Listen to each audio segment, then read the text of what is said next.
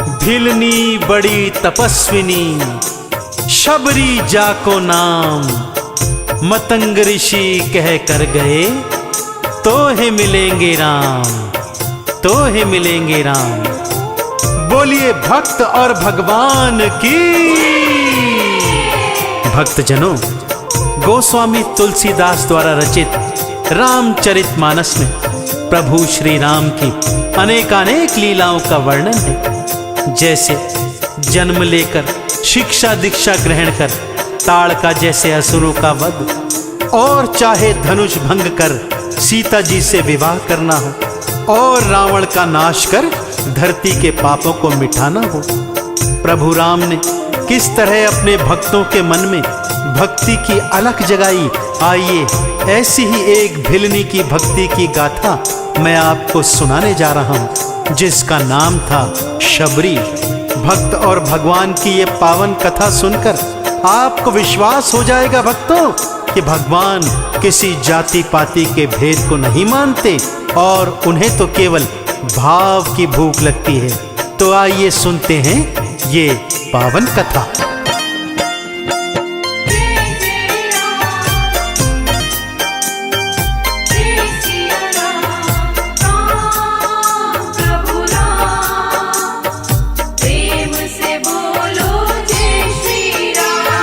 प्रभु राम भक्तों कैसे शबरी की कुटिया आए।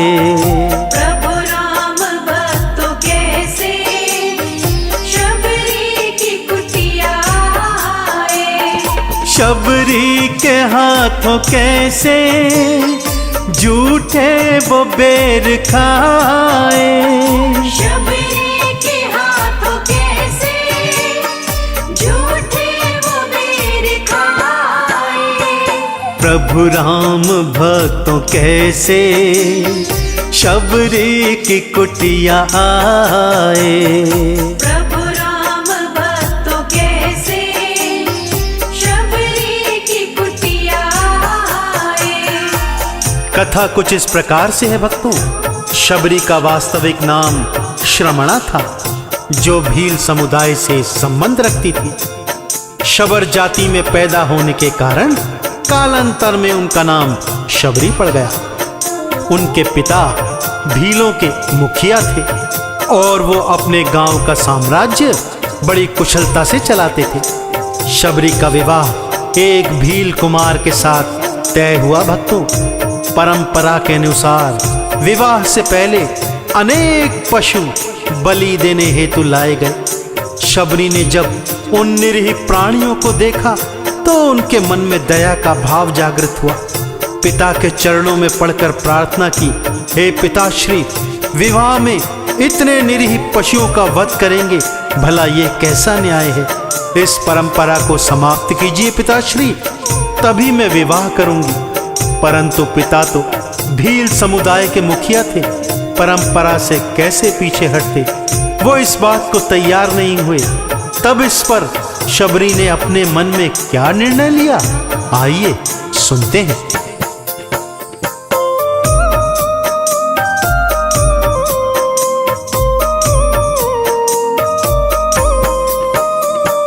पिता जब नहीं थे माने, शबरी ने मन में ठाना। पिता जब नहीं थे माने, शबरी ने मन में ठाना। त्यागा था अपने घर को, वन में था डेरा लाया। त्यागा था अपने घर को, वन में था डेरा लाया। भगवान का नाम जपती, प्रभु के भजन वो गाए। प्रभु राम भक्तों कैसे शबरी की कुटिया आए। शबरी वनों में आ गई भक्तों, और दिन रात प्रभु के नाम का सुमिरन करने लगी। उसी वन में ऋषि मतंग का आश्रम था। शबरी चाहती थी कि वो आश्रम में उनकी शिष्या बन उनकी और प्रभु की सेवा करे, परंतु अपनी जाति के कारण उसके मन में संकोच होता था। इसलिए उसने एक निर्णय किया। ऋषि मतंग शिष्यों सहित रोज सुबह स्नान करने हेतु नदी में जाया करते। शबरी उनके मार्ग को सुबह सुबह झाड़ू बुहारी कर साफ करती, एक एक कांटा चुनकर फेंकती तथा पुष्पों से मार्ग सजाती, नरम बालू बिछाकर मार्ग को सुसज्जित कर देती।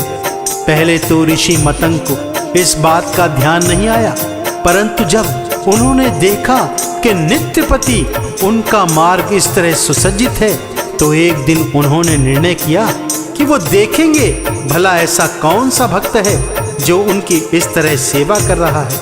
और एक दिन जब शबरी उनका मार्ग साफ कर रही थी, तो ऋषि मतंग उसके सम्मुख आए और उनसे पूछने लगे। प्रभु राम, प्रेम से बोलो जय श्री राम। शबरी को सेवा करते मतंग ऋषि ने देखा, शबरी को सेवा करते मतंग ऋषि ने देखा। पूछा था क्यों हो करती तुम ऐसे मेरी सेवा। पूछा था क्यों हो करते तुम ऐसे मेरी सेवा। शिष्या मैं बनना चाहूं, शबरी ने दी बताए। प्रभु राम भक्तों कैसे शबरी की कुटिया आए। शबरी की बात सुनकर गुरुवर मुस्काए और बोले, हे शबरी, कुछ भी संकोच मत करो, मेरे आश्रम में आओ और आश्रम वासियों की सेवा कर प्रभु का वरदान प्राप्त करो। शबरी सकुचाते हुए बोली, प्रभु मैं तो भील जाति से हूँ, भला मैं आपके आश्रम में कैसे आ सकती हूँ। इस पर ऋषिवर ने बताया, हे शबरी, भगवान तो भाव के भूखे होते हैं, जात पात से उनका कोई लेना देना नहीं होता, इसलिए निसंकोच मेरे आश्रम में आओ और प्रभु की भक्ति कर इस जन्म को सुधारने का प्रयत्न करो। गुरुवर की आज्ञा पाकर शबरी आश्रम में आई और नित्य प्रति आश्रम की सेवा करने लगी। गुरुवर उसकी सेवा से इतने प्रसन्न हुए कि देह त्याग करते समय उसे वरदान दिया कि एक दिन श्री हरि विष्णु प्रभु राम के रूप में जब धरती पर अवतरित होंगे, तब वो तुझे दर्शन देंगे शबरी, और तुझे भव से पार लगाएंगे। बस उसी दिन से शबरी रोज अपनी कुटिया सजाती, मार्ग में पुष्प बिछाती, चक चक कर मीठे बेर लाती और प्रभु राम की प्रतीक्षा करती।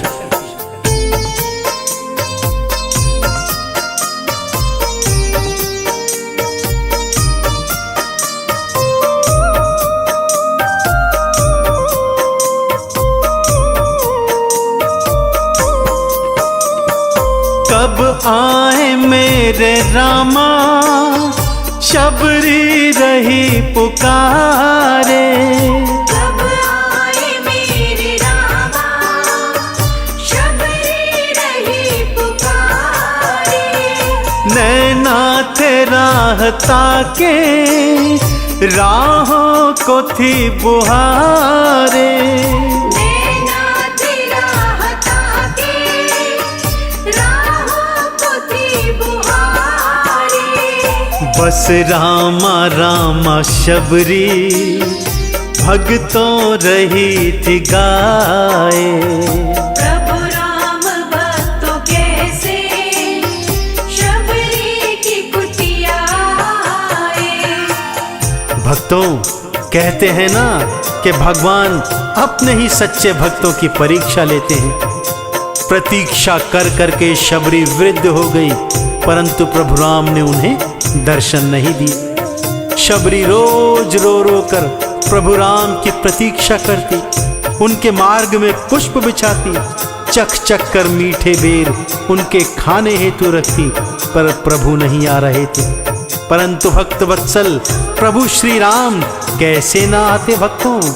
एक दिवस की बात है, आश्रम का एक सेवक एक दिन दौड़कर शबरी के सन्मुख आता है और कहता है, हे शबरी, दो सुकुमार आपके आश्रम की ओर आ रहे हैं। एक श्यामल तो एक गौर वर्ण का है। यह सुनकर शबरी जान गई कि मेरे प्रभु राम आ गए हैं।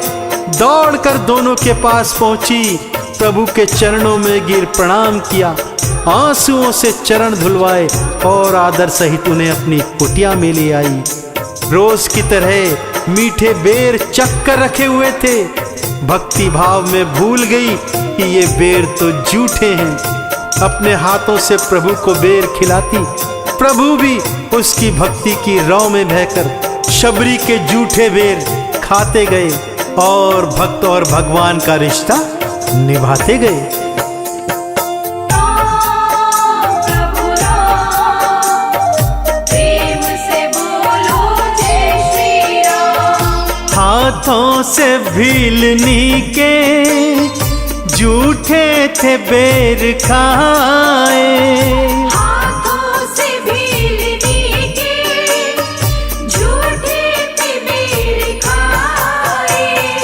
लक्ष्मण ने संशय माना, भूमि पे थे गिराए। लक्ष्मण ने संशय माना, भूमि पे थे गिराए। जात पात को भक्तों रघुवर रहे मिटाए। प्रभु राम भक्तों कैसे शबरी की कुटिया आए। थोड़ा विश्राम कर प्रभु भाई सहित आगे की ओर सीता की खोज में चले गए भक्तों। और शबरी, उसका तो जीवन कृतार्थ हो गया था। अपने स्वामी प्रभु राम के दर्शन कर उसका जीवन सफल हो गया था। उसके जूठे बेल प्रभु ने उसके हाथों खाए थे, उसे दर्शन दिया था, उनके गुरु के वचन को भी सार्थक किया था। शबरी रामा रामा करती प्रभु के चरणों में विलीन हो गई भक्तों और वैकुंठ लोक को प्राप्त हुई। इस कथा से यह सिद्ध हुआ भक्तों कि भगवान केवल भाव के भूखे होते हैं। जात पात 56 भोग का भेद उन्हें बिल्कुल नहीं भाता। तो आप भी अपनी भक्ति को प्रभु चरणों में समर्पित कर मेरे साथ बोलिए, बोलिए भक्त और भगवान की।